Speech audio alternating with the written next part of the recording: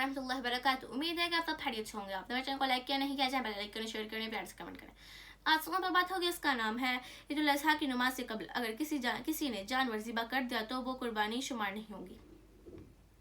قال رسول الله صلی اللہ علیہ وآلہ وسلم ما كان وجرا۔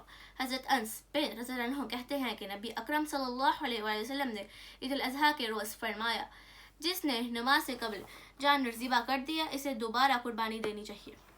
اسے بخاری اور مسلم نے روایت کیا ہے۔ جسے قربانی دینا ہو وہ ذوالحج کا چاند دیکھنے کے بعد قربانی کرنے تک ناخن اور بال وغیرہ نہ کاٹے۔ عن ام سلمہ رضی اللہ قال رسول اللہ صلی اللہ علیہ وسلم، حضرت ام سلمہ رضی اللہ عنہ کہتی ہیں کہ رسول اللہ صلی اللہ علیہ وسلم نے فرمایا، جب کوئی آدمی ذوالحج کی 10ویں عید ذوالحج کو قربانی دینے کا ارادہ رکھتا ہو تو وہ اپنے جسم کے کسی بھی حصے سے ایک بھی بال نہ کاٹے اور نہ ہی ناخن کاٹے۔